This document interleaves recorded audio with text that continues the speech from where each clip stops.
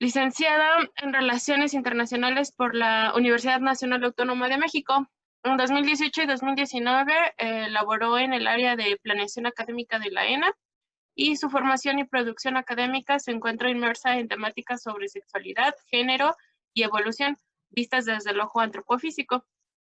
Cuenta con diversas publicaciones, donde destaca La ciudad vista desde el género, el lugar Table Dance, y en 2019 su cartel Análisis evolutivo de la correlación entre la anatomía del oído y la capacidad auditiva en el Parborden Catarrini ganó el primer lugar en la exposición de carteles del 20º Coloquio Internacional de Antropología Física Juan Comas, esto en la ciudad de Aguascalientes.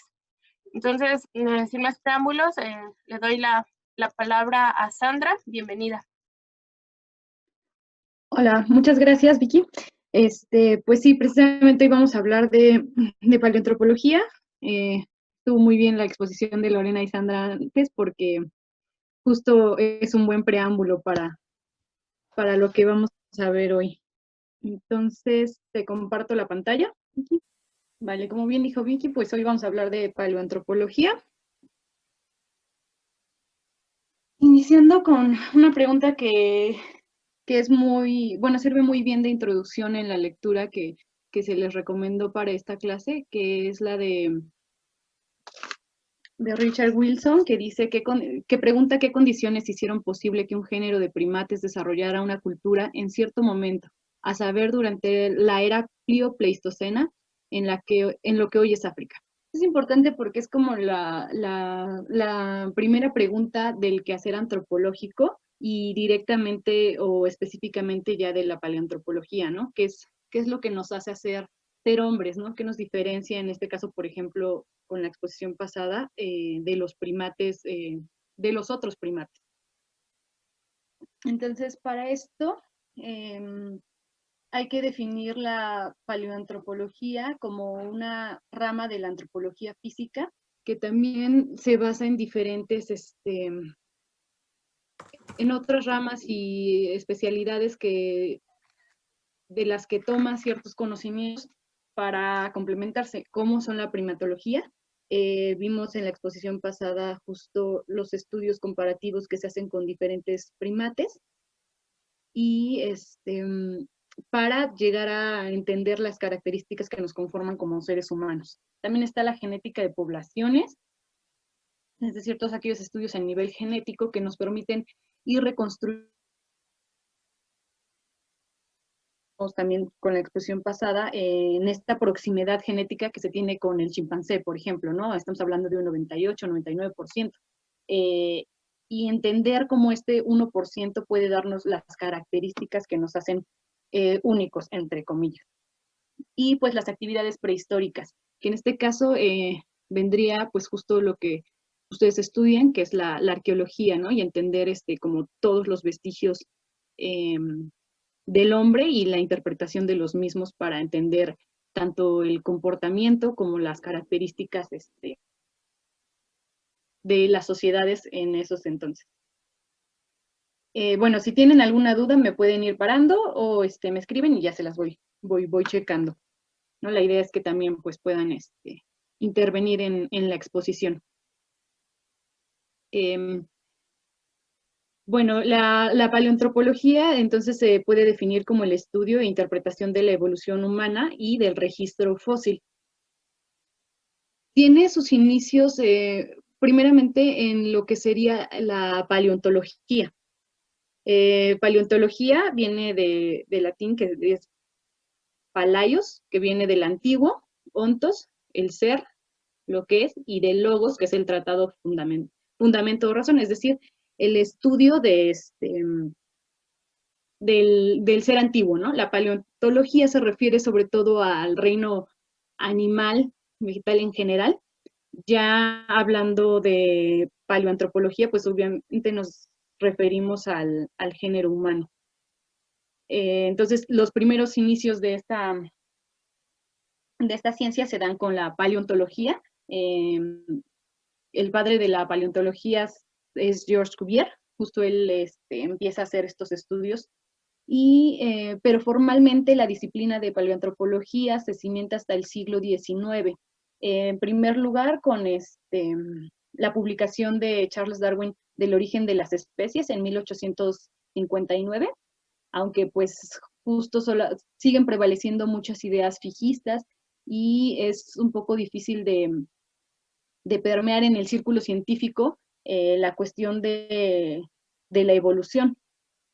Y bueno, precisamente ya con la publicación también de Darwin del origen del hombre es cuando se genera más controversia en el año de 1871, justo porque ya hace un posicionamiento del lugar del hombre en la escala natural, ¿no? Y todo esto lo explica a partir de lo que sería la selección natural. Como les comentaba, pues hay un cierto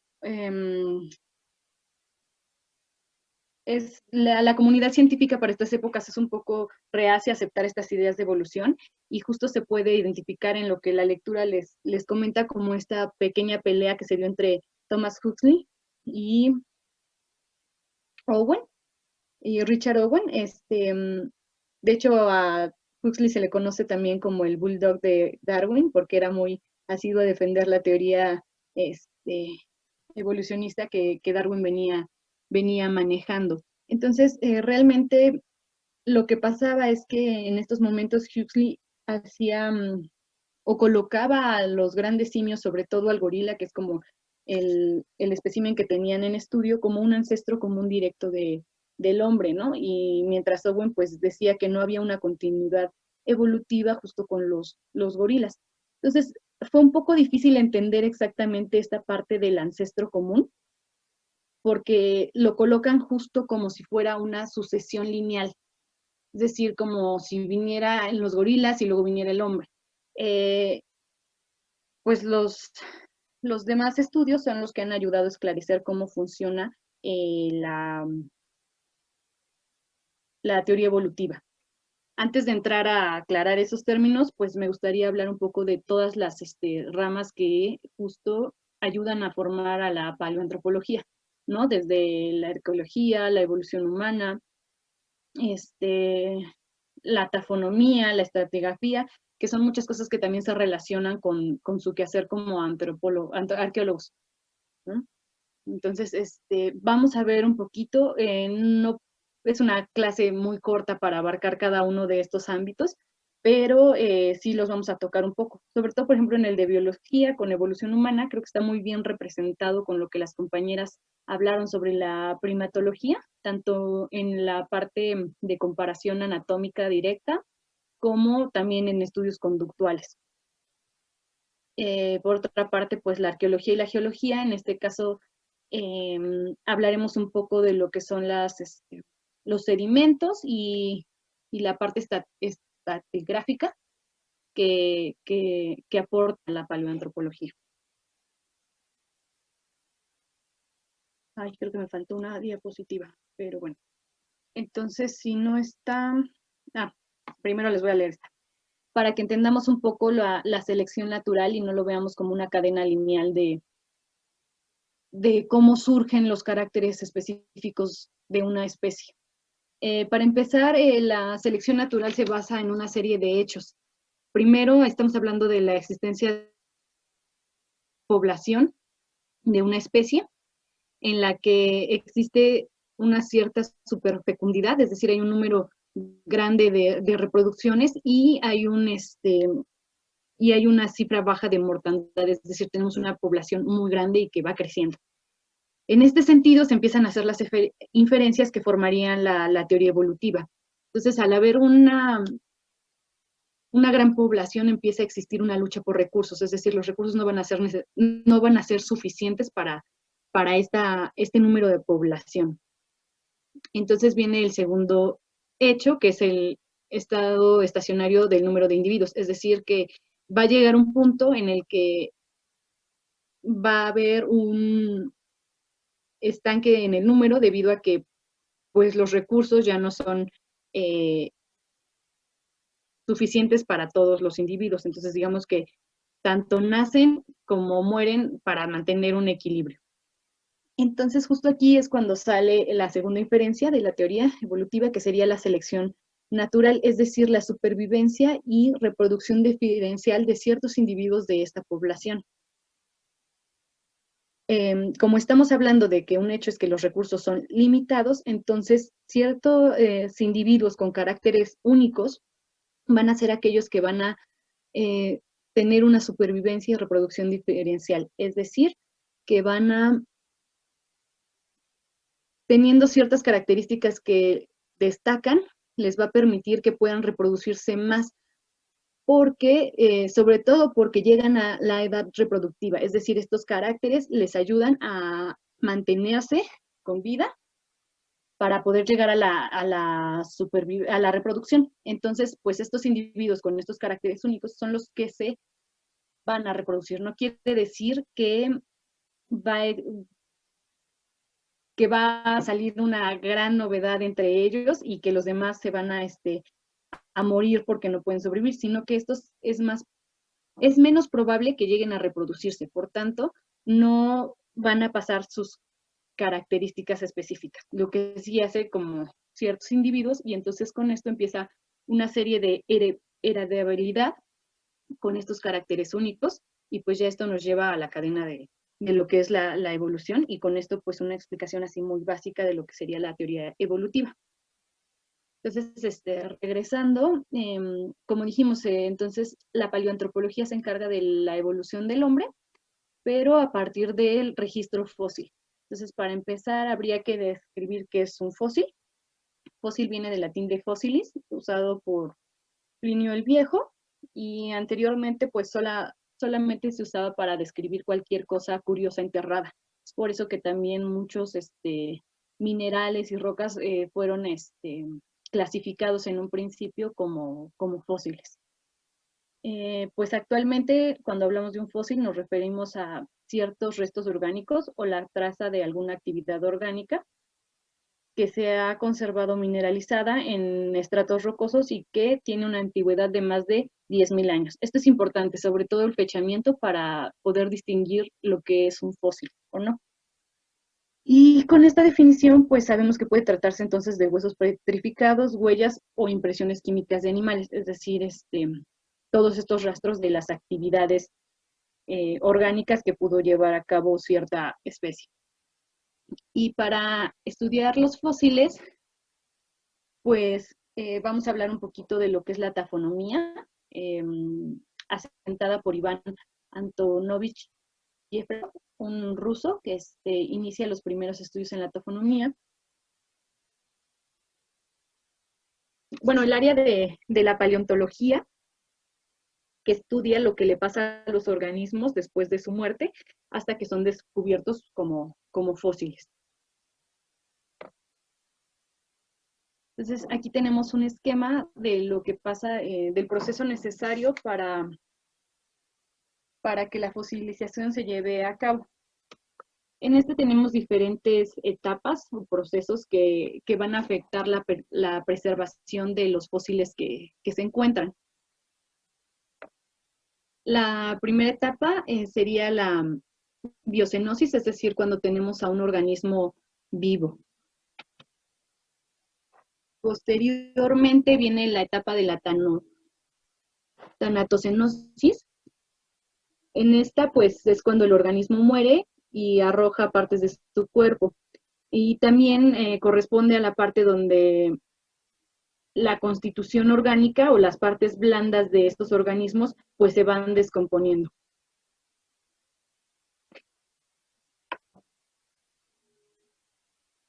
A continuación, la etapa que sigue es la tafocenosis. En esta se empiezan a hacer los procesos sedimentarios que van a actuar con las partes restantes del organismo, es decir, ya que se perdieron todas estas partes orgánicas o blandas, empiezan a actuar, los sedimentos empiezan a actuar con los huesos, por ejemplo, o las partes más calcificadas del organismo que murió. También aquí entra el enterramiento, es decir, cómo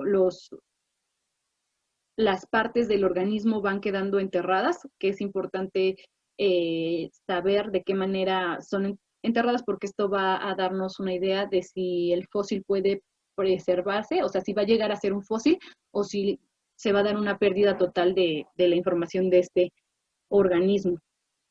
Y pues también en esta parte se habla de la modificación química y litificación, es decir, todos aquellos procesos químicos y de sedimentación que van a empezar a darle forma al fósil. En este caso, pues hay diferentes tipos, sobre todo hablamos de la calcificación, es decir, el cambio del material orgánico por minerales de calcita, que van a ser los que van a reemplazar las estructuras de este organismo para darle paso a que se convierta en un fósil. Y la última etapa sería la auricultura, que prácticamente pues se refiere ya a la recolecta de los restos fósiles. Esto es importante debido a que con todos estos procesos vamos a saber si es posible la formación o no de un yacimiento fósil. Entonces, durante todo este proceso también entran otros factores como son los biológicos o los geológicos. Es decir, estamos hablando de, por ejemplo, en biológicos, aquellos comportamientos del organismo del que estamos encontrando el fósil, es decir, de qué manera se agrupaba, si estaban en manadas, si huían de un depredador, o ya posterior a la muerte, factores biológicos como entes carroñeros o la misma acción de raíces sobre los propios huesos que pueden llegar a desintegrarlos y pues justo que no se puedan o no permanezcan, ¿no? Sino que se descompongan totalmente. En cuanto a los factores geológicos, que es un poco tal vez lo que como arqueólogos puedan analizar y estudiar más, pues son todos estos cambios en la forma de la sedimentación, cómo se van formando las rocas y cómo estas van envolviendo, o los sedimentos y cómo estos van envolviendo los restos óseos, ¿no? La manera en que los cubren y que esto va a ayudar a pues aportar ciertos minerales que van a hacer o no posible la formación del fósil. Y también a los factores geológicos en cuanto a cambios en el suelo, es decir, con las fallas, la erosión, que pueden dejar al descubierto los restos fósiles o que pueden también distribuirlos dependiendo de cómo se muevan las placas tectónicas o los procesos geológicos que pueden interferir. Entonces, son cuestiones que son muy amplias, pero que hay que tener en cuenta que son necesarias para la formación de los yacimientos, ¿no? Entonces, estamos hablando en este esquema justo de toda la interacción tanto biológica como geológica, ¿no? Por ejemplo, el área que habitó el organismo del que estamos encontrando el fósil, si se trata de una acumulación de cadáveres, si es un enterramiento rápido o muy lento, la densidad de la misma población, y ya que tenemos todos estos factores y se forma el yacimiento, pues vienen después otros como la erosión o la dispersión, que ya era lo que comentábamos, y el descubrimiento. También es importante hablar de que existen diferentes tipos de fósiles. Esto es importante porque nos va a dar cierta información más específica, ¿no? Por un lado tenemos los fósiles llamados inalterados, es decir, todos aquellos que tienen un proceso de enterramiento, sobre todo precipitado, y lo cual no permite que queden atrapadas muchas moléculas de oxígeno. Entonces la preservación es alta. Tenemos muchos ejemplos como cuando quedan a restos animales atrapados en petróleo, en ámbar o en hielo.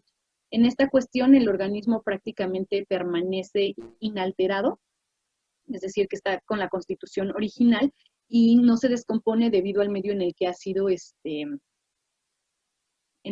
envuelto. Estos son como naturales, pero también puede haber aquellos procesos culturales, como sería la momificación, ¿no? Este tipo de cosas nos permiten preservar el organismo. Y el otro grande grupo en el que se dividen los fósiles sería los que sí son alterados. Es decir, que la composición y constitución del organismo se modifica, ¿no? Ya puede ser por un relleno, es decir, que los compuestos minerales empiezan a cambiar y entonces hablamos de fósiles permineralizados y otros donde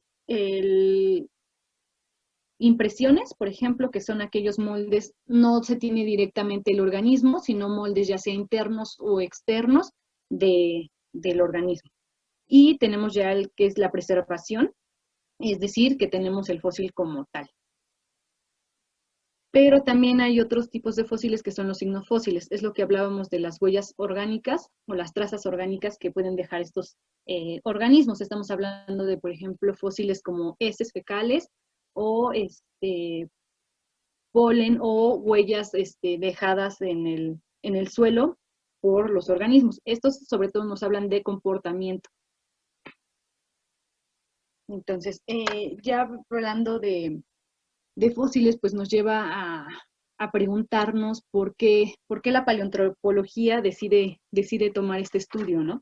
Entonces, usamos el registro fósil para entender cuáles son las diferencias que nos hacen humanos y sobre todo para entender que la conducta humana, bueno, o sea, para tener una conducta, lo que llamaríamos humana, que nos diferencia, y esto sigue entre comillas por diferentes estudios, por ejemplo en primatología, es que se habla de un pensamiento abstracto, es decir, que hay conceptos que no se limitan al tiempo ni al espacio. Esto no es exclusivo del hombre, ya lo vimos como, por ejemplo, con la construcción de herramientas que usan otros primates no humanos. También está la planeación profunda, que sería la formulación de estrategias de acuerdo a la experiencia y el contexto, pero esto pues también, al igual que las innovaciones, que son comportamiento, bueno, que pueden ser innovaciones en el comportamiento, en la economía y tecnología, pues también es difícil a veces clasificarlo, ¿no? Tendríamos que quitarnos la idea de esta cadena del ser superior, bueno, del ser humano como ser superior en la escala del reino animal, porque como hemos visto, pues sí hay ciertas conductas que pueden entrar dentro de esto que nos hace especiales como humanos, ¿no? Otra de ellas también, por ejemplo, es el lenguaje, que lo mencionaban, fue una de las cuestiones. No es únicamente humano, o sea, si lo describimos desde la perspectiva de un habla como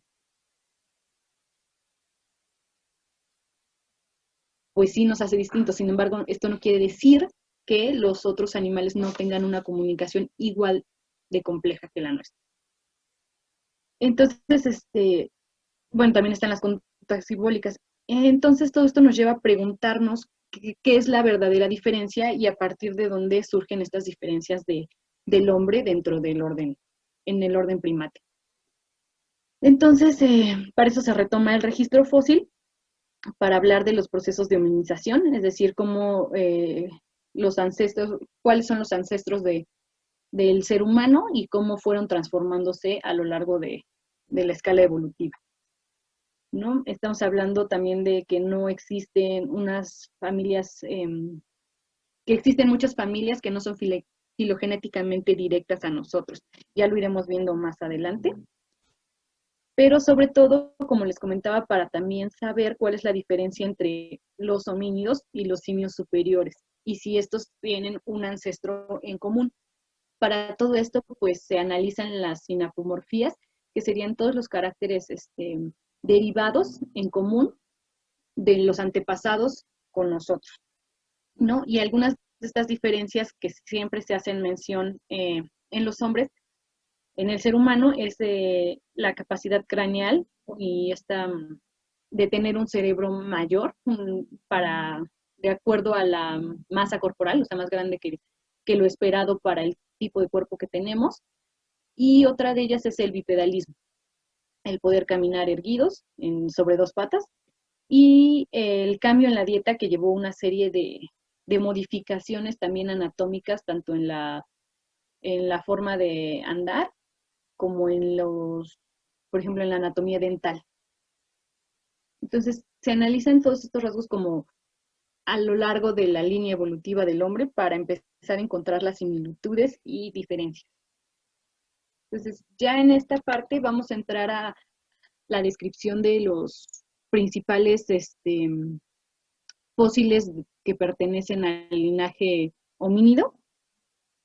Algunos están emparentados directamente con nosotros, es decir, son un ancestro común, aunque como tal, el problema que ha tenido muchas veces la paleoantropología es que busca el llamado eslabón perdido. Se pretende encontrar algún fósil que muestre características justo que muestren el cambio intermedio entre una especie y otra.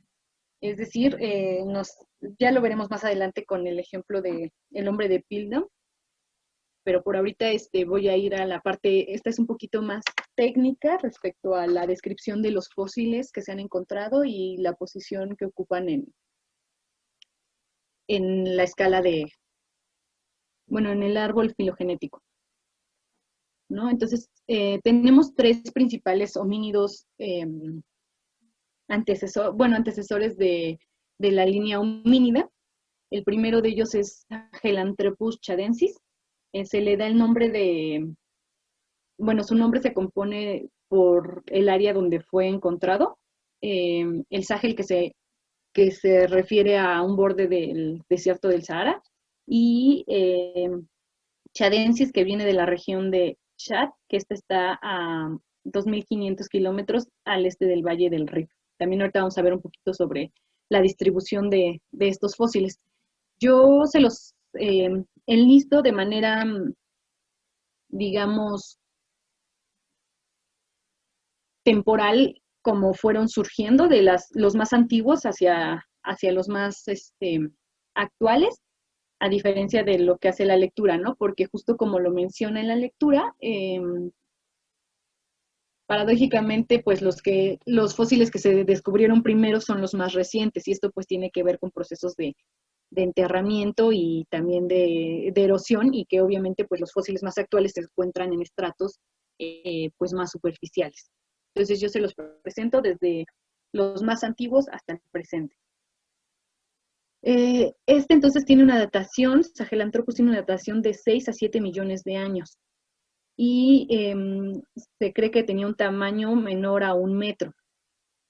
Tiene ciertas características que ya lo diferencian de los grandes simios, y por eso se pone dentro de la escala del linaje humano. Sin embargo, aún retiene ciertas características que suelen llamarse como primitivas, ¿no? Pero entre las que destacan, pues, es prognatismo reducido, que ya tiene unos caninos pequeños. Generalmente los caninos en el orden primates suelen ser grandes, justo por el tipo de alimentación. Unos incisivos grandes, y el supraorbital, que sería el hueso arriba de las órbitas, suele ser robusto, se ve muy bien en esta imagen. Y en esta parte también es importante hablar de la capacidad endocraneal, que muchas veces es como hacen la diferencia de agrupar a ciertos fósiles dentro de del linaje de ancestros comunes o no, dependiendo de la capacidad endocraneal. En este caso es de 320 a 380 centímetros cúbicos. Esto es calculado, obviamente. Y bueno, este fósil es importante porque justo tiene una temporalidad donde se da cercana a la divergencia entre homínidos y chimpancés. Otro de estos primeros homínidos es Ororotungensis. Este fue descubierto en el año de 2001, por eso fue llamado el hombre del milenio. Su nombre pues viene de Ororin, que significa hombre originario, y Tungensis es la región donde fue encontrado, que se refiere a las colinas de Tungen. Y bueno, este tiene una datación de 5.6 a 6.2 millones de años. El tamaño se cree que era aproximado de 1,40 metros. En este caso ya se observa el bipedalismo no obligado, es decir, que eran homínidos que podían caminar sobre dos patas y erguidos, pero no como una locomoción constante, ¿no? Sino, por ejemplo, lo que podemos ver en algunos primates que por momentos pueden pararse sobre dos patas, pero no es el tipo de locomoción que normalmente utilizan. Y aquí sobre todo también destaca que ya tienen un esmalte dental grueso que es característico en los homínidos, ¿no? Por eso es importante para entender la evolución humana. El tercero de estos homínidos primitivos es Ardipithecus. En este se han descrito dos especies, por una parte Cadava y el otro Ramidus. Ambos fueron encontrados en el Afar, en Etiopía, y pues su datación viene de los 5 a los 4 millones, de hace 5 a 4 millones de años. Aquí también ya se empiezan a ver características del género, o podría ser un dimorfismo sexual bajo, es decir, que no había esta diferencia entre sexos, pero mantiene ciertas características de otros primates, como sería la fuerza braquial. Es decir, que todavía mantiene este sostén y locomoción en los brazos, pero también ya se observa que es un bípedo obligatorio. Es decir, que es su locomoción constante. Entonces aquí pasamos a hablar de los principales hallazgos ya dentro de la línea de homínidos. Estos se centran sobre todo en África. Aquí está muy bien ilustrado la parte donde se han encontrado. Todo lo que es el Valle del Rif, la Garganta del Dubái, el Atoli. Cabe mencionar que el mayor registro fósil proviene de estas zonas y es donde más se ha explorado. Sin embargo, no quiere decir que no exista registro fósil en las demás partes. Lo que pasa es que estamos hablando de diferentes ecosistemas, es decir, se habla de que la otra parte de África que está señalada con muy pocos fósiles, sobre todo es selvas. Se habla de selvas en las cuales es muy difícil hacer excavaciones y también son países que suelen tener conflictos bélicos. Entonces también es difícil que las excavaciones y los paleoantropólogos puedan acceder a estos lugares. Solo se los dejo como dato curioso porque pues no quiere decir que solo hubiera una distribución, ¿no? Más bien que aún el registro fósil pues aún le queda mucho por investigar. Entonces ya hablando en esta región, Sandra, ¿sí? Antes de continuar, hay una pregunta. No, ahorita no nos has dicho más o menos un poco ahondado sobre la datación, pero Carlos Montiel dice, sabemos que el límite de la datación por carbono 14 es de unos 50.000 años, así que, ¿cómo se determina la posible antigüedad de estos homínidos? Sí, pues son por los sedimentos, también uranio, por uranio y pruebas de la fauna, sobre todo también se han asociado a fauna pliopleistocénica y en las capas donde se encuentran también han encontrado esta fauna del pliopleistoceno y es así como se ha ido haciendo la datación, ¿no? También de estos fósiles. No sé Sí. si quiere. Sí, claro, aquí también pues existe la cuestión de la datación relativa que mencionas, que es de acuerdo a los estratos y a los elementos asociados, y pues también está esto que mencionas del uranio, o sea, no me acuerdo ahorita exactamente, hay otros dos componentes, pero justo el uranio es uno de los principales que se utiliza en las dataciones absolutas para fósiles. Sí, este proceso de uranio torio es uno de los más usados. Sí, ahorita si me acuerdo les digo los otros dos elementos. Gracias. Sí. Ay, bueno, si me vas repitiendo porque como tengo la presentación, luego no me salen las preguntas, entonces O si Sí, tienen dudas, yo te interrumpo y te digo las preguntas. va. Sí, si no, también chicos, no se Sí, preocupen, abran sus micrófonos y ustedes pregunten. sí, Gracias. vale. Entonces, pues seguimos en estos primeros fósiles más antiguos. La primera parte se divide sobre todo en Australopithecus. Se encontraron diferentes restos con diferentes características, sobre todo en robustez, es decir, en el tamaño o en características mínimas variables, y es por esto que se les va dando diferentes especies, ¿no? Por ejemplo, este Australopithecus anamensis.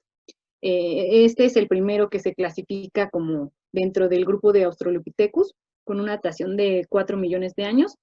De acuerdo a los restos fósiles encontrados se le calcula un peso de 55 kilogramos. Obviamente estamos hablando que no son datos pues del todo certeros, estamos hablando de aproximaciones.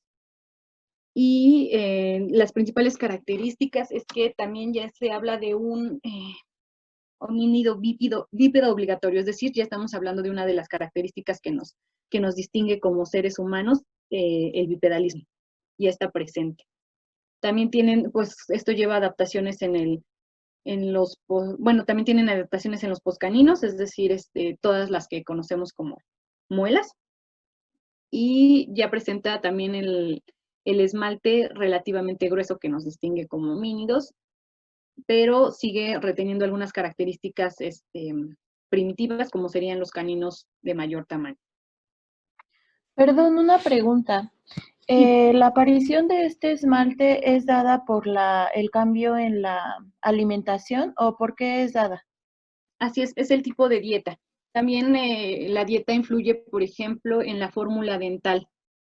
¿Cuál es la fórmula dental? Estamos hablando de la manera en que, o sea, el número de dientes y cómo se constituyen.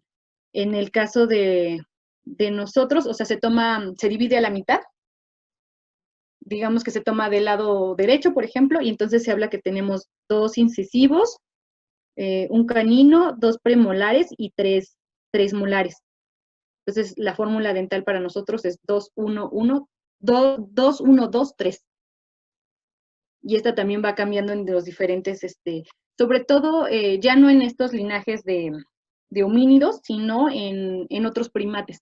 Y esto también nos habla del tipo de alimentación, que es una de las fuerzas más importantes de las que se habla dentro de la evolución, ¿no? Es decir, por ejemplo, el cambio en África a una sabana, de convertirse a de un bosque a una sabana, pues requirió cambios tanto en la posición de locomoción, es decir, pues ya tienes grandes pastizales para los cuales necesitas pues mantenerte erguido, ¿no? Es alguna de las teorías, y también pues la alimentación cambia, sobre todo en cuanto a raíces, semillas, inicio en la carne como carroñeros. Entonces sí, pues es uno de los factores. Gracias. Y luego viene Kenianthropus platyops. Este se le da el nombre porque justo fue encontrado en Kenia, y el platyops viene de cara aplanada. Entonces ya tenemos una cara más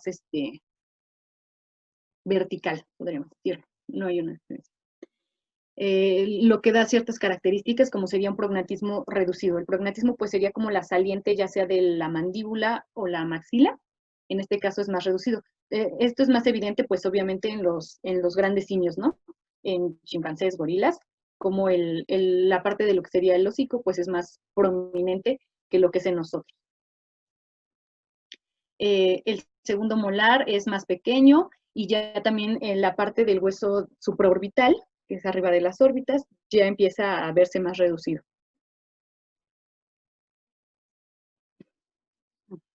Luego tenemos Australopithecus afarensis, tal vez este es uno de los más conocidos y más famosos por el hallazgo de Lucy. Entonces, estos restos fósiles fueron encontrados por Donald Johnson y Maurice Tayeb en 1973. De hecho, hay una historia ahí muy graciosa sobre el nombre. se dice que justo es cuando se hizo el descubrimiento, estaban oyendo esta canción de los Beatles de Lucy. Entonces esto es lo que le da el nombre a estos restos fósiles. Estos se encontraron en la región de Afar, que pertenece a Dar, justo en Etiopía, y tiene una datación de 3.5 a 2.5 millones de años.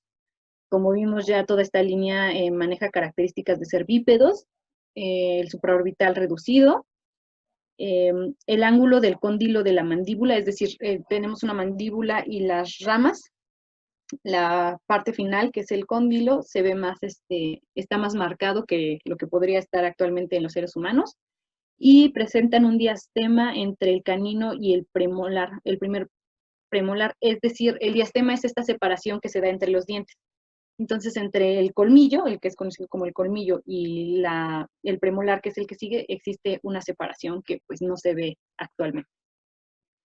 Y bueno, del tamaño, este es uno de los restos fósiles pues más completos, ¿no? De hecho, también este es otro problema dentro de la paleoantropología, la dificultad de encontrar restos pues completos. Sin embargo, este es uno de los más completos. Entonces se puede hablar de ciertas características de tamaño. Se habla de una estatura aproximada de 1 a 1,50 metros. Generalmente son homínidos pues mucho más pequeños que el ser humano actual. Y también pues un peso de 30 a 70 kilogramos. Aquí la capacidad craneal también ya se ve aumentada de 400 a 500 centímetros cúbicos. Y este es uno de los más importantes porque también se tienen registro de las actividades de este organismo, ¿no? De este homínido. Estamos hablando que posterior al descubrimiento de Lucy, en 1978, Mary Leakey, que es una de las grandes paleoantropólogas junto a su esposo Luis Leakey, y bueno, también los hijos están dentro de la paleoantropología, Richard, y no recuerdo el nombre del otro hijo, pero ella encontró estas huellas fosilizadas en una capa de sedimento, lo que nos muestra ya pues el tipo de locomoción bípeda, ¿no? Se tenían los huesos y se tienen ciertos análisis que prueban que ya se movían de manera bípeda. Sin embargo, al tener pues ya las huellas que nos muestran un patrón de caminata bípedo, pues ya no queda mayor duda de que ya estaban erguidos. Y de ahí pues se han encontrado otros fósiles que han, por ejemplo, de pies, que ya han analizado la anatomía específica y pues ha ayudado a justo esclarecer esta actividad. Luego viene Australopithecus barengasali.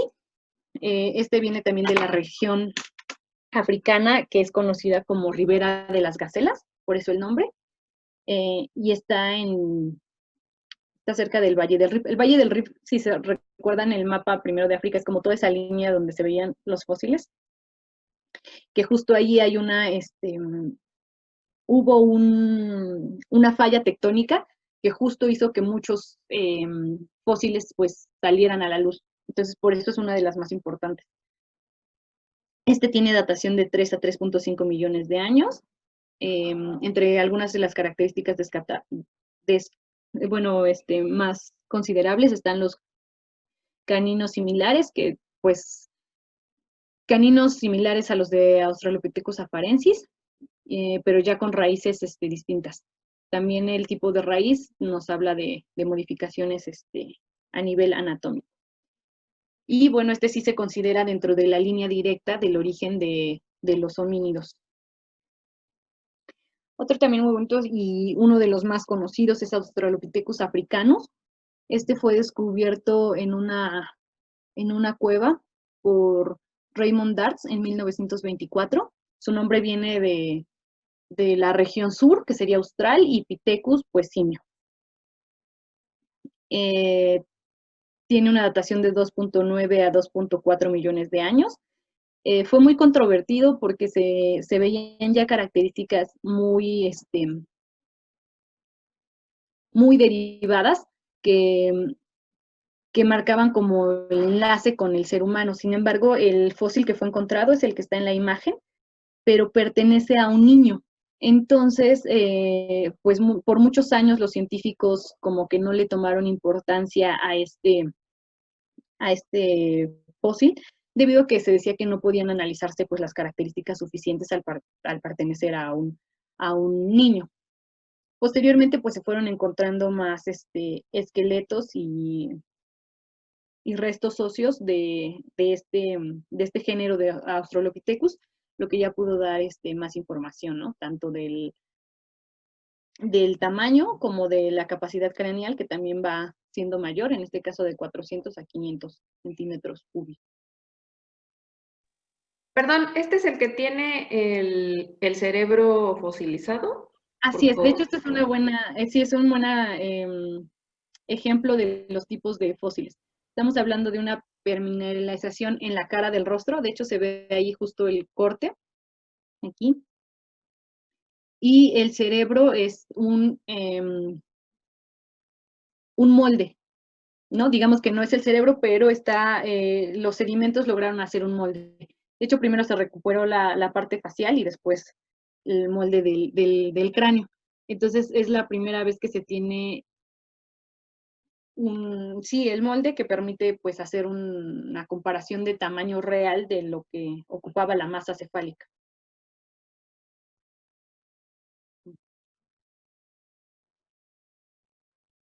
Luego viene Australopithecus gardi. Este se descubre por Haile Salesi en 1997. Su nombre viene de sorpresa en lengua afar y tiene una datación de 2.5 millones de años.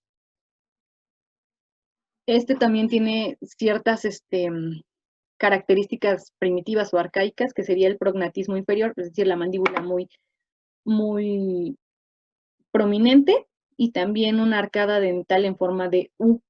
Generalmente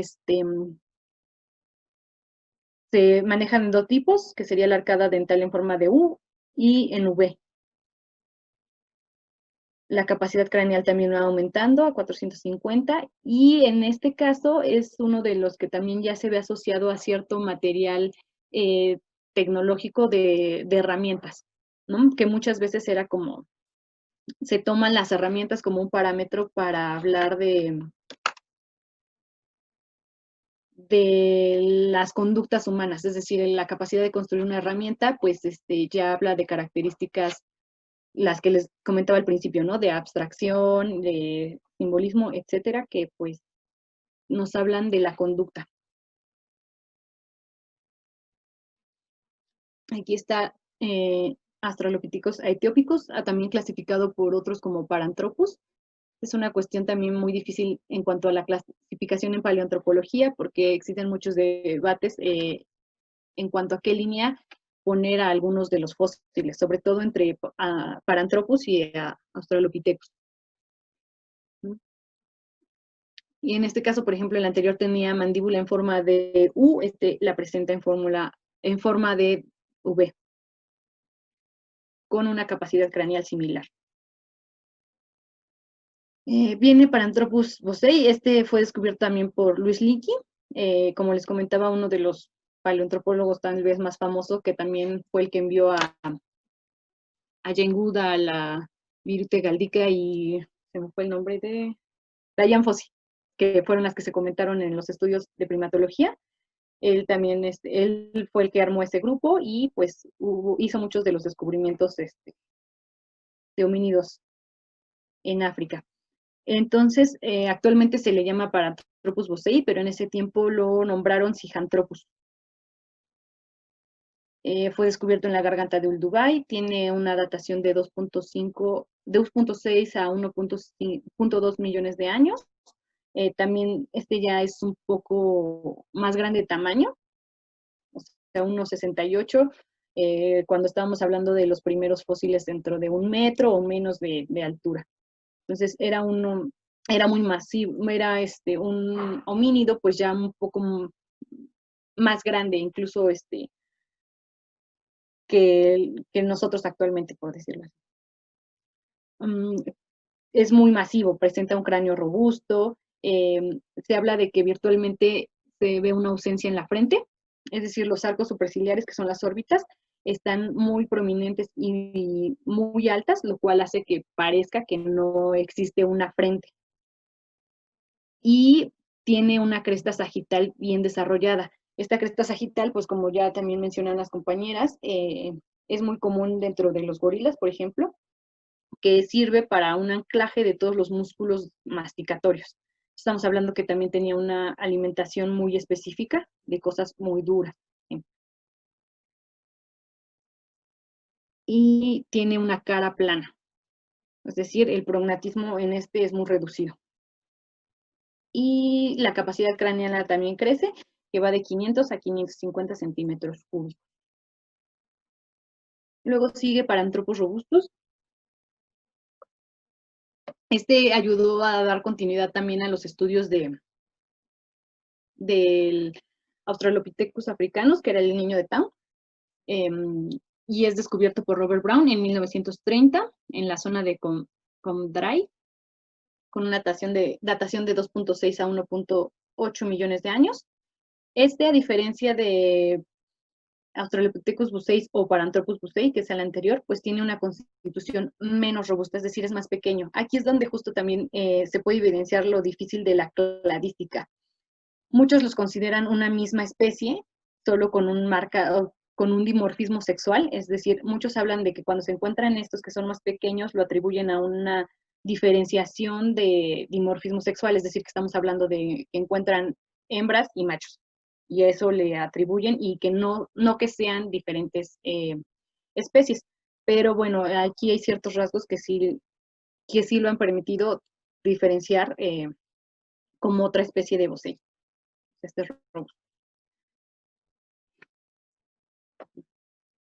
Luego está Homo rudolfensis, aquí ya entramos directamente a la línea de los homínidos, también descubierto por, bueno, este es por el hijo Richard Leakey en 1972, en el área de Covifora. Tiene datación de casi 3 millones a 1.8 millones de años.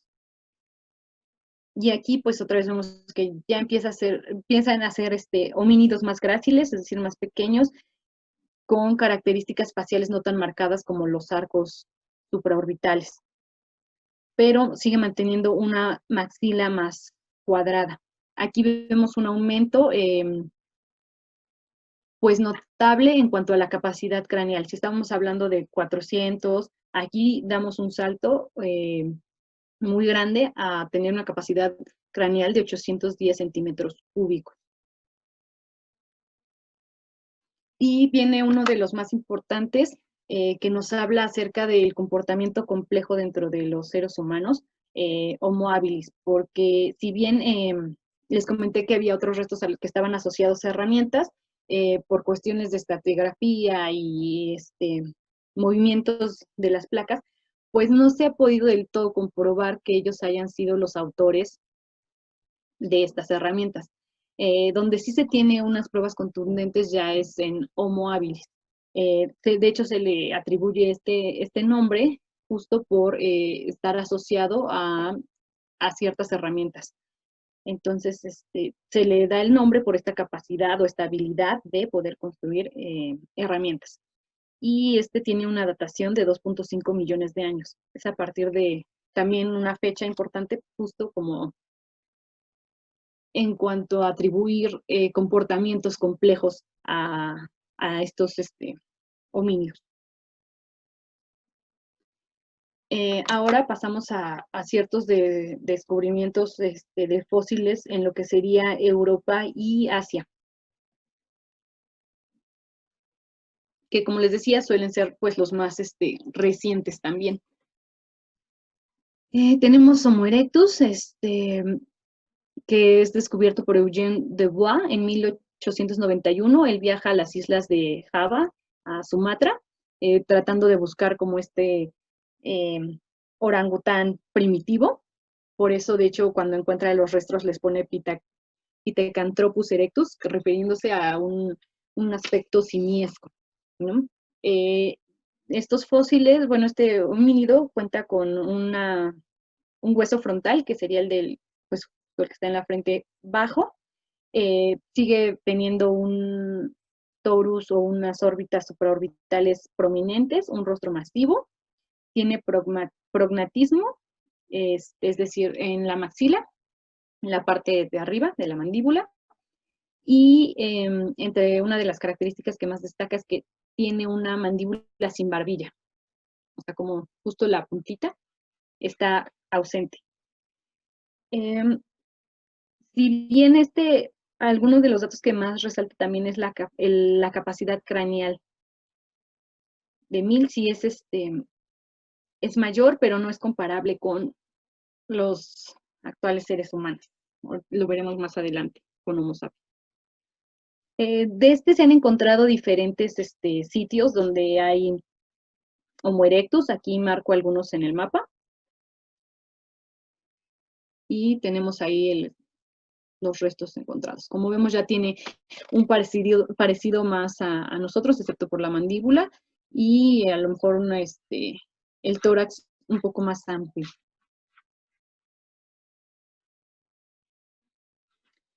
Luego viene Homo antecesor, que se habla de que es el último ancestro común entre los neandertales y Homo sapiens, o sea, nosotros. En el esquema se ve representado aquí, es decir, como un ancestro común entre las dos líneas, que viene una hacia nosotros actualmente y otra hacia otros homínidos que no están, no pertenecen a los ancestros comunes de nuestra línea, ¿no? Los veremos en un momento. Este Homo antecesor tiene una datación ya más reciente de 780,000 años. Y pues justo da el paso y es asociado al siguiente homínido, que es heidelbergensis. Heidelbergensis fue encontrado por Otto Schoenstatt en 1908, y pues ya muestra una reducción general del tamaño del cráneo, pero sigue permaneciendo con una mandíbula muy robusta. Es decir, mientras el cráneo parece ser más pequeño, la mandíbula sigue siendo masiva. Pero en este caso, el tercer molar, es decir, la conocida muela del juicio, es más reducida, que ya es un carácter derivado. ¿Qué quiere decir? Es una apomorfía que es característica ya de del ser humano anatómicamente moderno. ¿No? La capacidad craneal está entre 900 a 1200 centímetros cúbicos. Y luego viene Homo neanderthalensis. Tiene una datación de 200,000 a 30,000 años. Es decir, son también los periodos en los que se ha encontrado, ¿no? Tiene, en este caso, ya un esqueleto facial mayor que el antecesor, pero las órbitas son pequeñas, relativamente pequeñas. Y tiene una capacidad craneal de 1500 centímetros. A se le asocia con la cultura musteriense, que también ustedes llevarán o analizarán, que pues es la construcción de herramientas a partir de la utilización de ciertas bases preparadas. O sea, como rocas afiladas para poder crear las herramientas. Está Homo floresiensis con datación de 18,000 años. Se creía también que era pequeño, medía alrededor de 1 metro. Bípedo, mantiene prognatismo. Por ejemplo, no está emparentado directamente con nosotros, por eso se le siguen viendo ciertas características tal vez de los primeros homínidos, como la ausencia de la barbilla. Y también si veíamos que ya había una línea que iba creciendo en cuanto a la capacidad craneal, aquí vemos también nuevamente una recesión, por decirlo así, de la capacidad craneal de 380 centímetros cúbicos. Y bueno, aquí les pongo un esquema general. Todos estos fósiles son importantes porque al final de lo que se habla es de un ancestro en común, pero sí de líneas divididas. Es decir, nosotros no venimos de los grandes simios, ¿no? No venimos de los monos como se malinterpreta la teoría evolutiva, sino que tenemos un ancestro común que en algún punto divergió. Entonces, a partir de esta divergencia, viene una serie de homínidos que llevaron a constituir pues a Homo sapiens actualmente. Este esquema lo representa bien los primeros que vimos, que son como Ardipithecus, que es uno de los primeros, Anamensis, dentro de la línea directa, o sea, si vemos la línea directa del hombre sería Anamensis, Australopithecus afarensis, y de ahí un ancestro común que se espera que había el llamado eslabón perdido, ¿no? O sea, aquí hay el registro fósil sigue siendo incompleto, pero se sabe que viene de esta línea a dar Homo habilis, Homo ergaster, y de ahí pasa por Homo antecesor y llegar a Homo sapiens. Es decir, los otros fósiles están por líneas separadas, más o menos lo que hacen los grandes simios con nosotros. Pero son importantes pues justo porque nos van a dar las características que podía tener el ancestro común pues de toda esta línea. Entonces así llegamos a Homo sapiens, que somos nosotros actualmente. Tenemos una capacidad craneal media de 1350 centímetros cúbicos.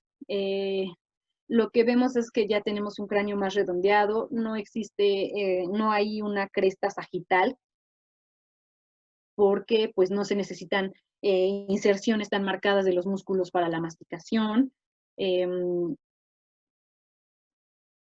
La frente pues es redondeada y vertical prácticamente, o un aproximado vertical al cráneo en general. Y pues los arcos supraorbitales ya son reducidos, es decir, casi no se notan. La región occipital, que es la parte trasera del cráneo, es más redondeada, que en otros casos es como un poco triangular.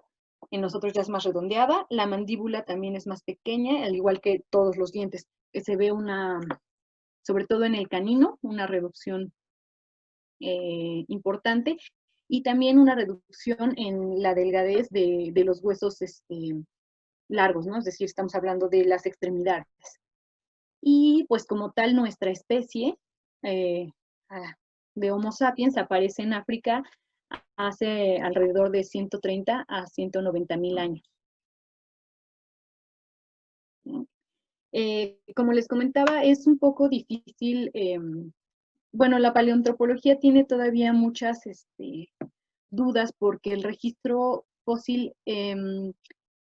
si bien no es que sea incompleto, sino que está muy fragmentado. Entonces, también a veces este afán del científico de buscar el eslabón perdido, un hombre o un homínido que tenga justo características entre un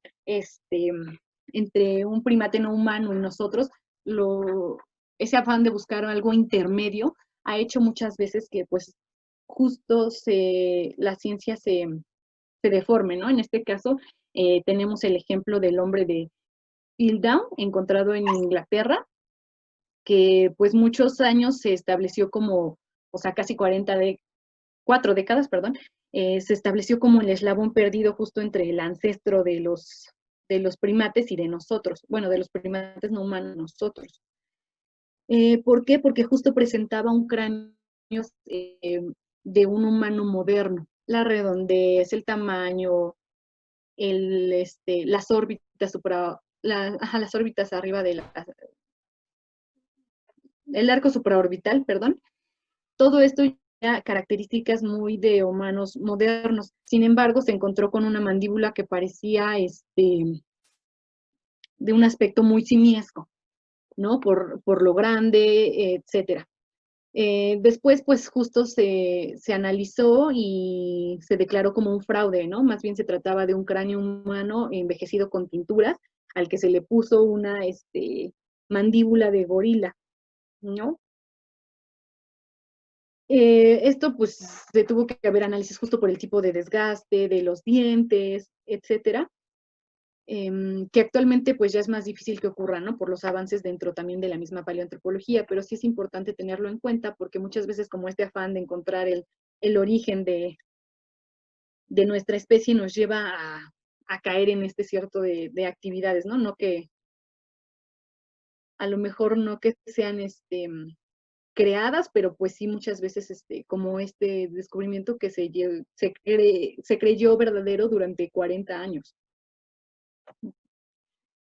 Entonces, también es importante analizar esta cuestión porque hablamos de capacidad craneal, por ejemplo, en cada uno de estos, pero tenemos que centrarnos en si capacidad craneal es directamente proporcional a una conducta compleja. Muchas veces no es así. Entonces, tenemos que pensar que no somos una línea directa de sucesiones, sí con un ancestro común, pero no verlo como una cuestión lineal, como se ve, por ejemplo, en la clásica imagen de la evolución humana. Y muchas veces para entender cómo se ocurren estos cambios o estas novedades, pues se menciona el modelo de la exactación y adaptación, ¿no? Que se refiere a las características, ciertas características que resaltan en un individuo, es decir, no ya tiene un cerebro más grande, ¿no? Sino que son ciertas características que el organismo de facto ya tiene, pero que ante situaciones cambiantes del medio pueden volverse favorecedoras, ¿no? Entonces, este carácter que ya tenía toma un valor adaptativo porque le permite sobrellevar estos cambios en el ambiente y después, como como es funcional, se da una especialización de estas características. Entonces ahí estamos hablando de las adaptaciones. El ejemplo que se usa en la lectura es, por ejemplo, las plumas, ¿no? Que surgieron en los dinosaurios para una forma de calentarse. Es una característica que posteriormente se especializó para, pues, permitir el vuelo en las aves. ¿No? Y entonces, pues esto nos lleva a la reconstrucción de lo que sería todo el linaje humano con ciertos homínidos que están dentro de esta línea. Vemos aquí representado en verde los primeros homínidos, que son los 3 de los que les hablé, Ardipithecus, Ororin y Sahelanthropus, para pasar a la línea de los Australopithecus, y ahí, separado un poco de nosotros como en una línea o un taxón hermano, pues toda la línea de Paranthropus y ya los homínidos. Pues ya para concluir, tal vez hablarles un poquito sobre los avances de la paleoantropología, si bien es una rama de la antropología que usa herramientas muy físicas en cuanto a medición y análisis de los fósiles directamente, comparación anatómica, pues ya están surgiendo nuevas herramientas que ayudan a hacer más preciso el estudio, que siempre han estado, pero también hay que incorporarlas. Está, por ejemplo, hubo una duda al final de la exposición pasada sobre el lenguaje.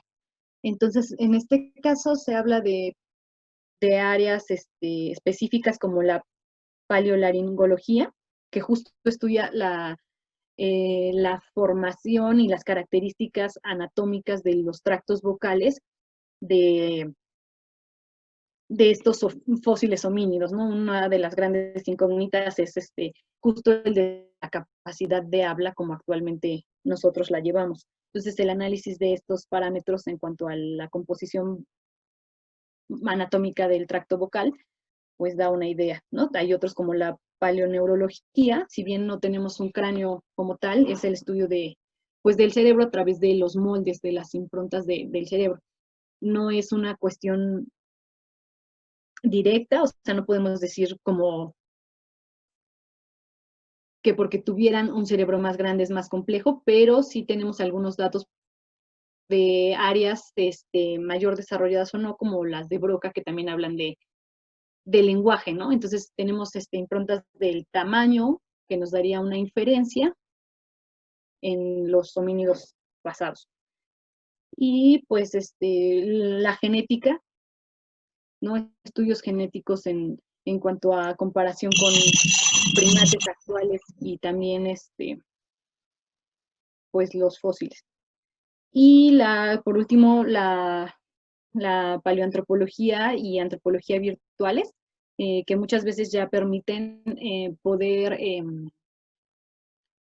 tomar rayos X y tomografías de estos restos. Muchas veces la investigación se paraba porque pues el analizar estos restos implica con algunas técnicas construir ciertas partes.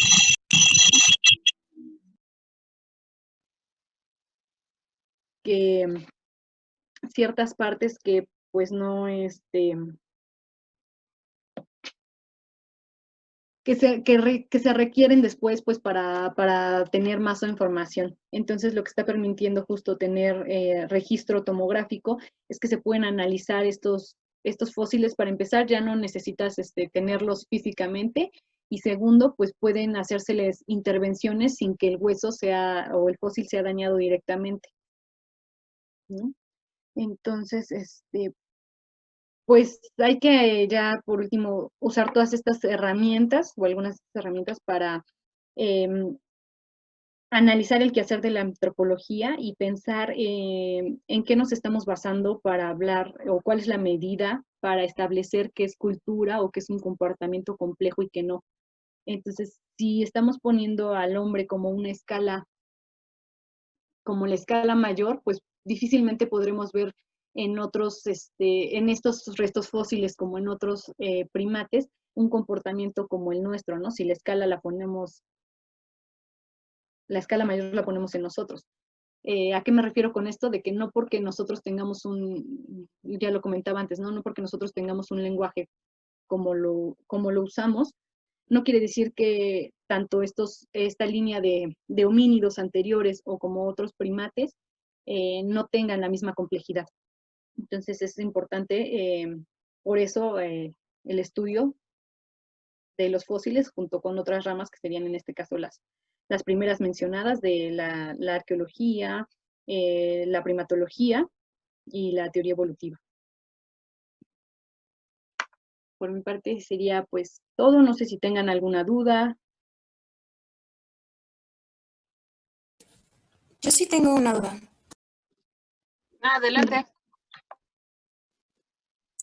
Sobre las huellas que encontraron, ¿se sabe cómo se formaron o por qué se formaron?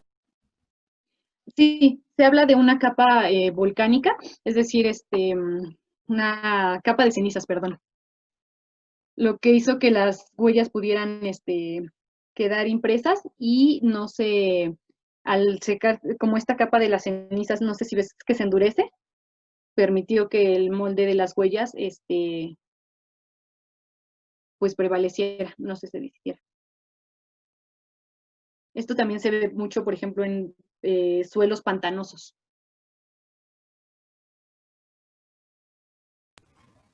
Gracias. Sí, pues chicos, ¿algún comentario, alguna pregunta?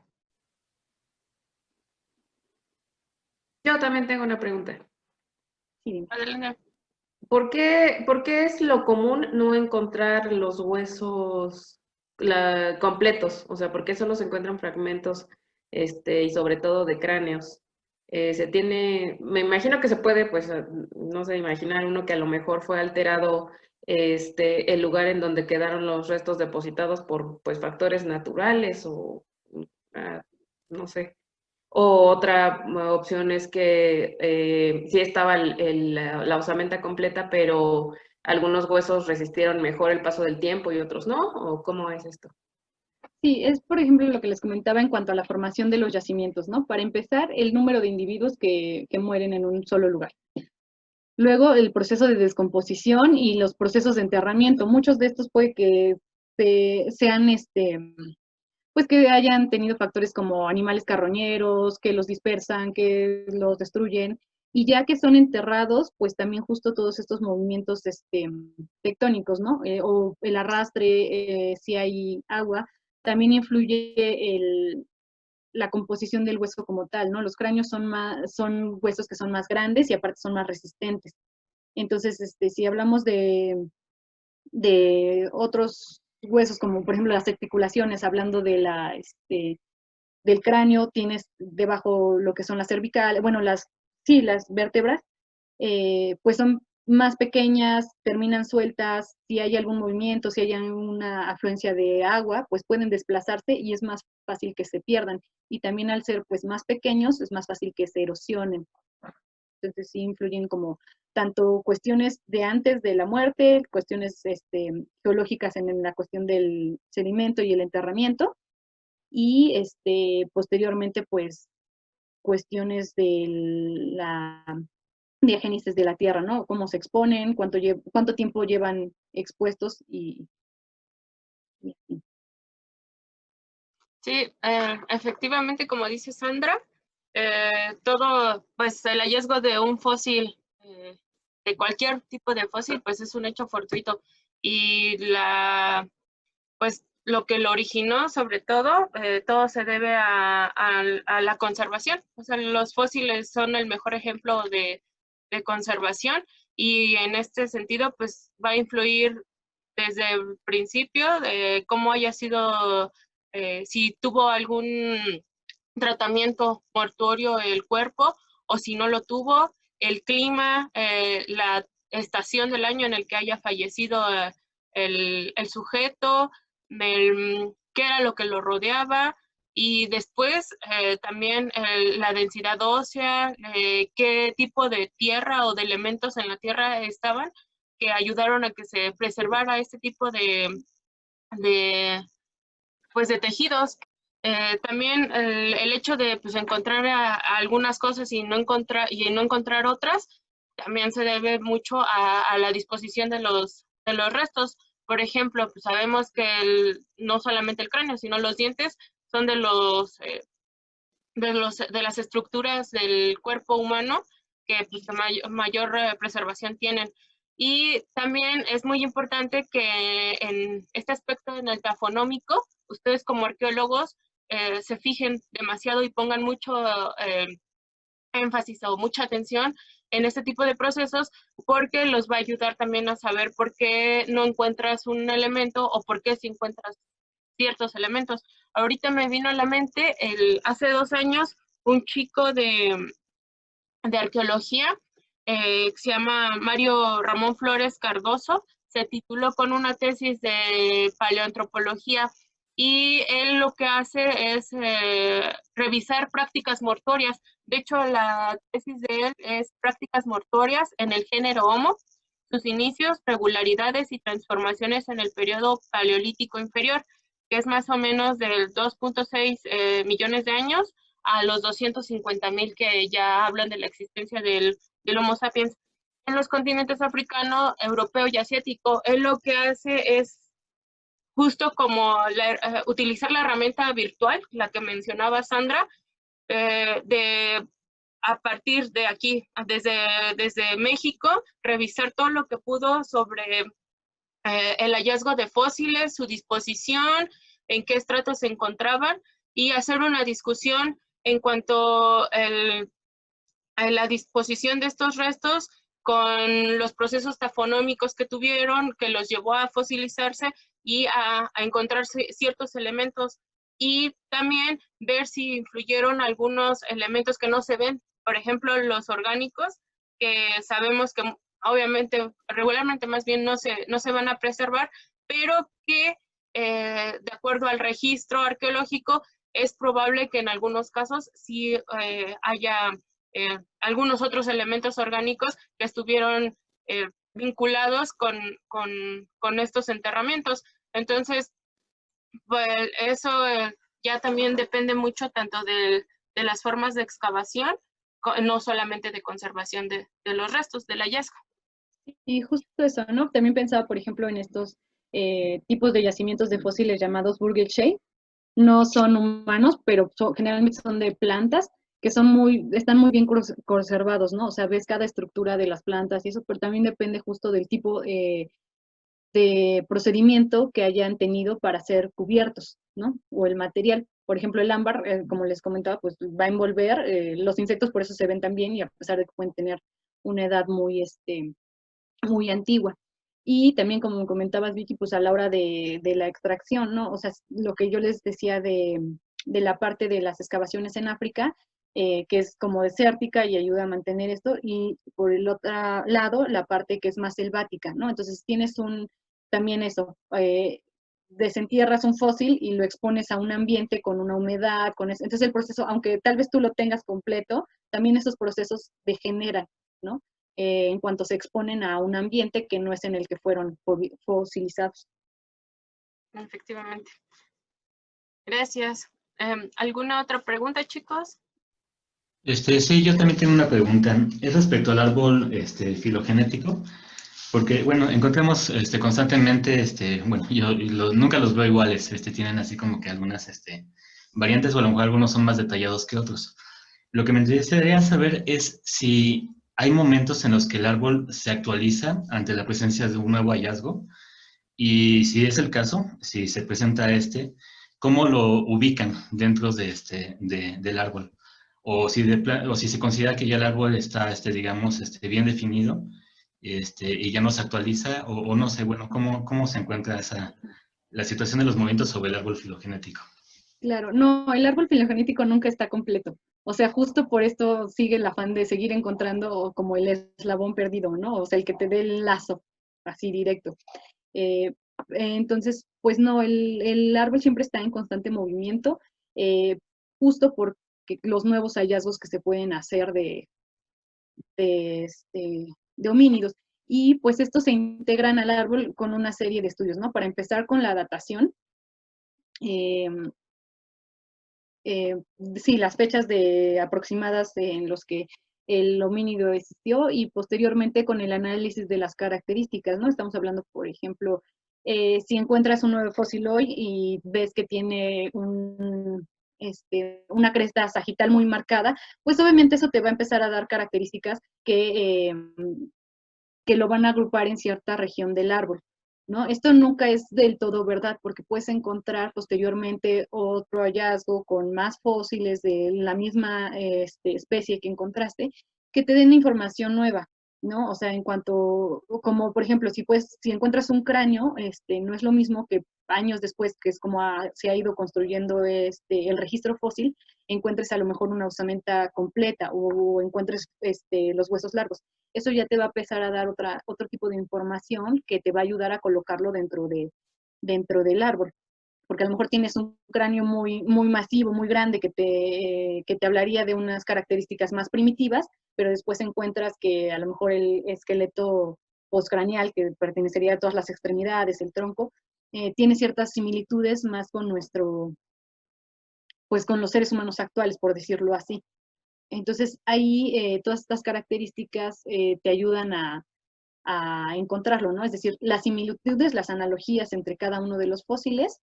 De hecho, estos árboles son muy fáciles de construir tomando ciertas características, ¿no? Ya hay programas que te los dan por default, por eso siempre, también el árbol no es fijo. Hay gente que va a colocar a ciertos especímenes en ciertos estratos, porque también varía la datación que usen, y las características, ¿no? Entonces, pero hay programas que ya tú le metes, por ejemplo, mides la prominencia de los arcos supraciliares, o el tipo de esmalte dental que tienen, la forma de la mandíbula.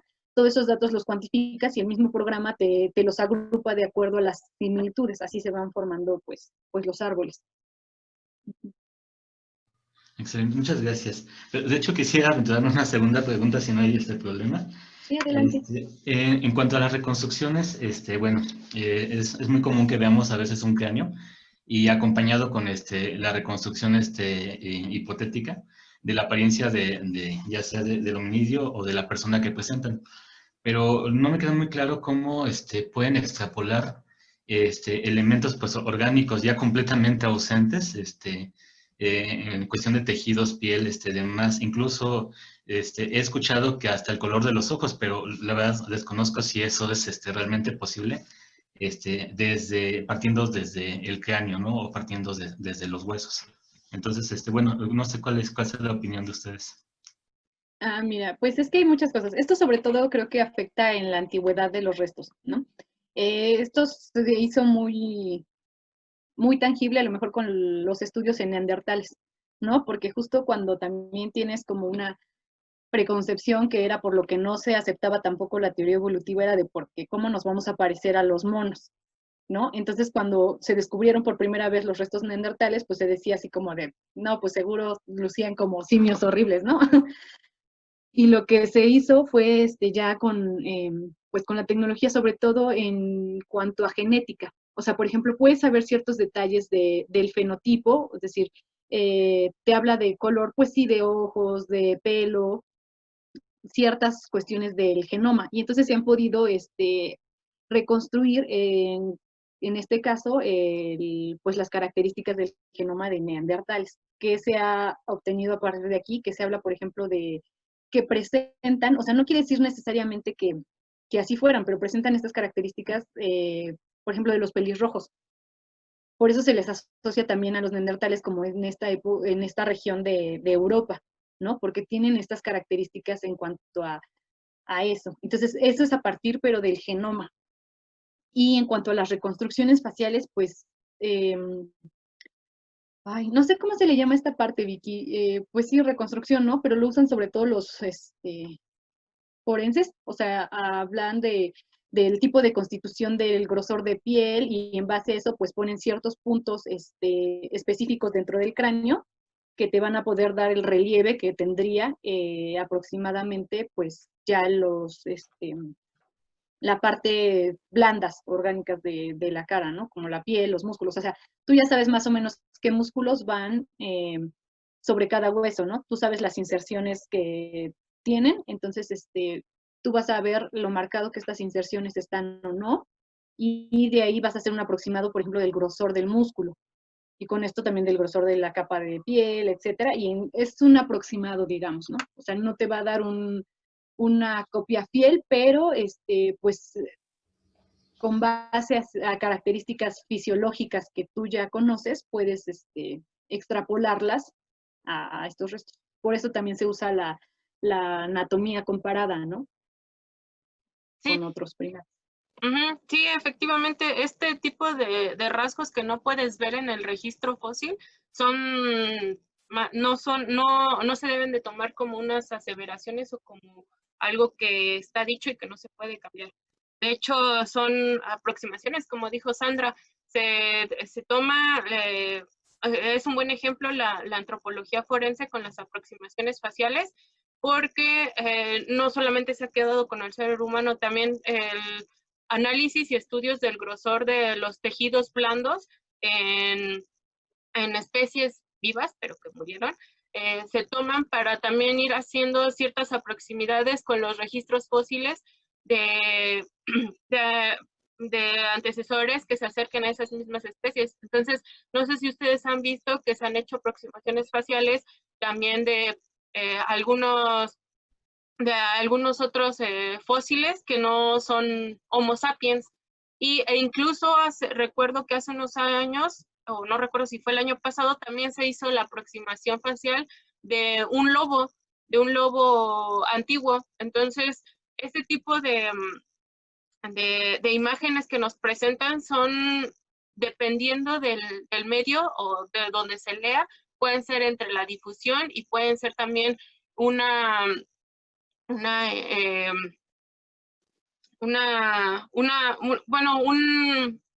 poco entre lo que se tiene, lo tangible, lo que se puede observar y lo que se ha podido deducir, como también un poco más acá la imaginación del ser humano y del artista que está haciendo esta reproducción. Entonces, son muy pocas las cosas que se pueden saber así tal vez a ciencia cierta, como mencionaba Sandra con los neandertales, pues ya se tiene, hasta este momento ya se tiene cierto conocimiento de qué genes y cómo pueden operar esos genes para la identificación tanto del color, por ejemplo, del color del cabello o del color de la piel. Incluso en la actualidad hay quienes en la UNAM están haciendo este tipo de análisis con poblaciones mexicanas. Entonces, pues sí, es un recorrido que da para mucho y que obviamente está en constante cambio. Ahorita me acordaba también de algo que expusieron Lorena y Sandra respecto a esto también que decían de los árboles, ¿no? Ellas presentaron a 3 subespecies, no me acuerdo, de macacos, y dijeron que al principio eran 2, pero gracias a los análisis moleculares, pues se dieron cuenta que en realidad eran 3, ¿no?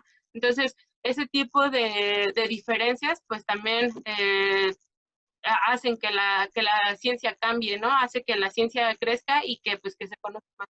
Al mismo tiempo que se conoce más, pues se ignora igual, en cualquier sentido, ¿no? Claro. Muchas gracias por sus respuestas. Chicos, adelante, ¿alguien más? Yo tengo una pregunta. No sé si me escuchan. Bueno, no tiene mucho que ver con esto, pero ayer un profesor nos comentaba que de todos los radios encontrados de piezas y todo, el 90% aproximadamente se desechan o se tiran o no sé. ¿Y aplica igual con los restos óseos o ahí aplica una situación diferente? ¿Se tienen que conservar todos o cómo es esa situación? No, es todo lo contrario, creo yo. En paleoantropología, justo el tener pues tan fragmentado el registro, cualquier cosa es muy importante. De hecho, se han hecho clasificaciones, por ejemplo, de también paleoantropología en primates, bueno, más bien en paleontología en los ancestros de los grandes simios, se han hecho clasificaciones de especies enteras a partir de un solo diente, ¿no? Porque es muy poco a veces el material. Entonces, pues en este caso sí cualquier cosa es valiosa, ¿no? Porque puedes encontrar justo un diente o nada más la parte de un hueso, y entonces es importante conservarlo justo para posteriores, si se encuentra más material, pues poder irle sumando, ¿no? Sí, también yo creo que varía en la temporalidad, ¿no? En arqueología muchas veces las piezas ya se tienen muchas piezas repetidas, ¿no? Se tiene muy bien estudiado esas piezas, por ejemplo, las piezas cerámicas, y entonces, pues digamos que hay una abundancia en el registro. Entonces, esa es la diferencia. Sí, claro, aquí lo importante también es que pues no hay que considerar los restos óseos como un material o nada más, ¿no? Yo creo que también acá, por ejemplo, pues hacen mucho esa selectividad de materiales en la arqueología, es porque no quieren, por ejemplo, no se conservan, no sé, 20,000 tiestos de una excavación, cuando pueden hacer un catálogo, seleccionar los más representativos de esos 20,000 y también se quedan con ese catálogo nada más, lo demás lo entierran o lo desechan, entre comillas, y también los objetos completos son los que más se conservan. Entonces, no es lo mismo encontrar un esqueleto que pues ya tiene un poco más de significancia. Entonces, sí, cualquier elemento óseo o cualquier elemento dental que pertenezca a un sujeto, ya sea humano o no humano, pues es de considerarlo y de recuperarlo. Inclusive, por ejemplo, ya hablando en cuestiones un poco más de detalle tafonómicos, si ustedes se encuentran con un esqueleto, pero ven que hay huesos de roedores o demás, esos también se recuperan. Esos también nos indican que pudo haber un espacio vacío o que ese mismo roedor pudo haber alterado la disposición de los restos. Entonces, no se desechan. Muchos de los arqueólogos que suelen encontrarse con ese tipo de huesitos de roedores en un contexto dicen, esto no nos sirve, esto no es parte del contexto, pero en realidad sí es parte del contexto. Entonces, ustedes tienen que ser muy, muy, muy meticulosos en esa cuestión y sobre todo, pues, si hay huesos de por medio, ¿no? Sí, también estaba pensando como en la especificidad.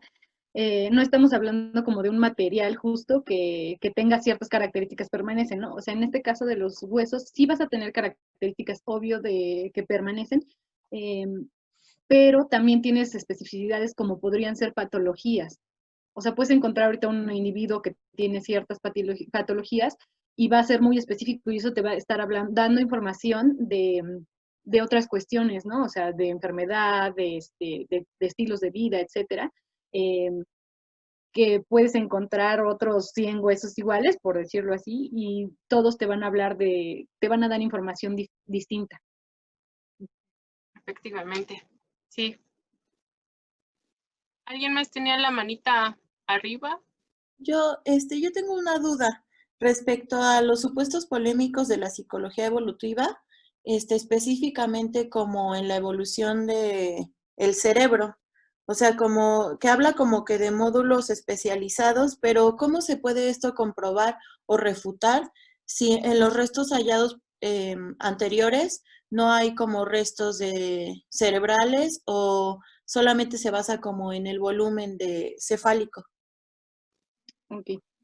Bien, mira, para empezar se toma el volumen cefálico, pues porque es una característica actual, ¿no? O sea, no te da digamos, es una inferencia. Te dice que tienes una estructura que puede ser más compleja, pero no te está diciendo que es una estructura más compleja.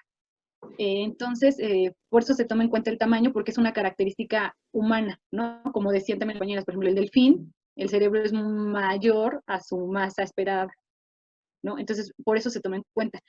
Y otra cuestión, pues siguen siendo inferencias. Yo trabajo particularmente el lenguaje y mucho lo que se hace en cuestiones de lenguaje es analizar, por ejemplo, los moldes del cerebro. Tú tienes tu resto fósil y lo que sea es sacar un molde interno y entonces te da un molde de la forma del cerebro. ¿Qué puedes analizar a partir de este molde? Eh, Áreas, por ejemplo, hay áreas relacionadas al habla, porque estos estudios ya se han hecho actualmente. Eso es importante, que se están trasladando estudios recientes para poder comprender ciertas cosas del pasado. Entonces se sabe que hay áreas que están relacionadas con el lenguaje. ¿Por qué? Porque hay gente que tiene accidentes y, por ejemplo, se daña ciertas áreas, que en este caso son el área de Wernicke y el área de Broca. Si se llegan a pegar en estas áreas o se las llegan a lastimar, se ha visto que, por ejemplo, tienen dificultades en el habla. Entonces son áreas que de alguna forma ya sabemos que sí están relacionadas directamente con el habla. ¿Cómo se extrapola esto a los fósiles? Tienes un molde del cráneo y entonces vas a analizar directamente estas áreas que tú ya conoces. Puedes ver como las circunvoluciones, el tamaño, entonces eso ya lo comparas con un cerebro y de estas áreas de un humano actual. Como decía, siguen siendo inferencias. Tú nada más estás diciendo lo parecido que tiene a esta área. Es decir, también pasa, por ejemplo, con el tracto vocal, ¿no? O sea, dices, estos fósiles tienen un tracto vocal igual al nuestro. ¿Por qué? Porque ya lo comparamos anatómicamente, ya lo medimos y bla, bla, bla. Entonces, te quiere decir que tienen una estructura que permite el habla. No te están diciendo que hablaran, sino que tienen una estructura que te permite el habla. Es muy difícil justo porque pues no tenemos la relación actual, pero para eso se tiene que complementar con una serie de estudios comparativos y para eso mucho va muy, muy de la mano con la primatología. Muchas gracias. Sí, efectivamente, de hecho, en tanto Sandra como Sandra y Lorena, e inclusive en la lectura de Pilar Quiapa, pues habla de esto, ¿no? De la comparación filogenética y que a partir de estos se pueden hacer ciertas inferencias, pero que pues, se quedan ahí, ¿no? En inferencias y que sí, una inferencia puede adquirir mayor certeza dependiendo de las evidencias pues, que converjan, ¿no? Entonces, ya aquí va otra vez esta como dialéctica entre la evidencia y entre la inferencia, ¿no?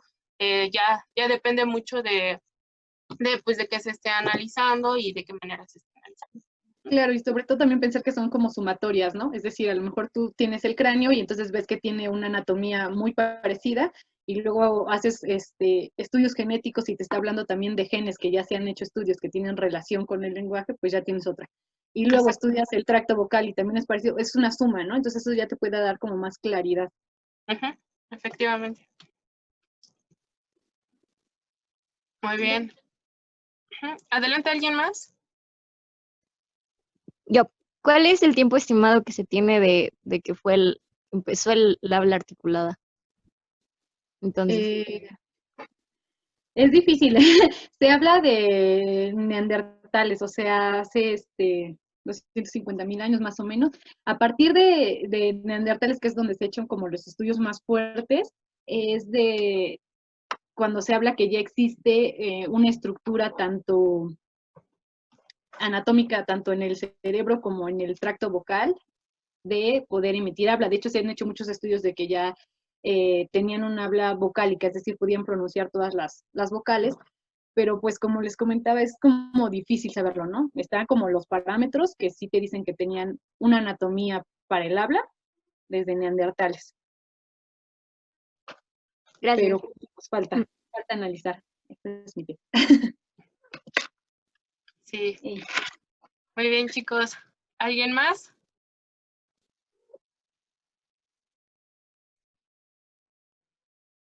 ¿No?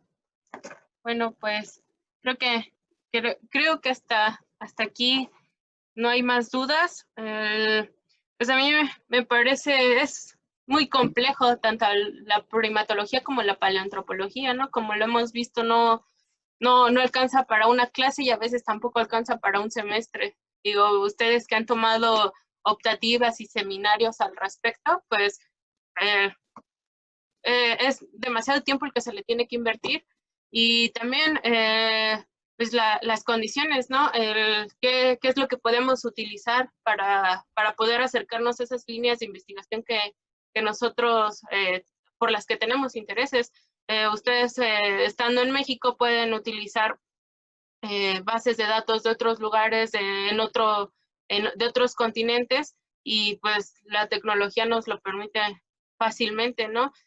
Utilizar, por ejemplo, lo que mencionabas de las tomografías, de las radiografías, o sea, esto también nos permite demasiado acercarnos a un objeto o a un sujeto de estudio sin tener que manipularlo ni alterarlo, porque también eso, ya en el momento en el que lo excavas, ya está sufriendo una alteración, ¿no? Entonces, disminuir ese tipo de alteraciones, pues también hace pues que se preserve nuevamente a partir pues de su descubrimiento. Esto ya pues lo hemos visto, nosotros les mencionamos en algún momento, pues el caso de los cráneos de la Casa del Mendrugo, que si bien no tenemos para hacer un escáner tridimensional, sí se ha utilizado otros métodos como la fotografía para poder hacer este tipo de reproducciones digitales y poder manipularlos desde nuestro ordenador. Entonces, hay muchas formas de poder hacer estudios, hacer análisis, como el que está haciendo Sandra o como los que están haciendo Sandra y Lorena también, o que en su caso, pues han no solamente utilizado las plataformas digitales, sino también han estado en constante acercamiento con, por ejemplo, Sandra y Lorena, con otras especies en cautiverio, o que también han ido a campo y han estado haciendo ese tipo de observaciones, ¿no? O el caso que les comentaba de Mario Flores, que hizo toda una revisión bibliográfica en cuestión de paleoantropología y tafonomía y prácticas mortuorias, pues para el género Homo, ¿no? Entonces, hay infinidad de posibilidades y también expertos los hay aquí en México y hay en todo el mundo, ¿no? Entonces, pues estas oportunidades no son siempre. Cualquier duda igual, no sé, Sandra, si nos puedes pasar tu correo electrónico para compartirlos con los chicos, y si tienen algún interés o alguna en particular que podamos brindarles pues una lectura, nosotros se los podemos compartir con mucho gusto. ¿Algún otro comentario, chicos?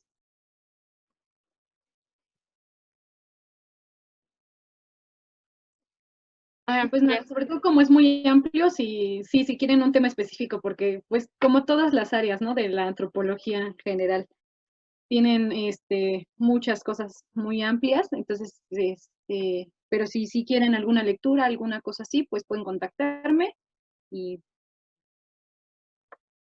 Bien, gracias. Y Gracias. pues Muchas gracias a las tres por su participación. Una disculpa y saludos de Osvaldo, que tuvo problemas con la conexión, pero pues quiere agradecerle su participación.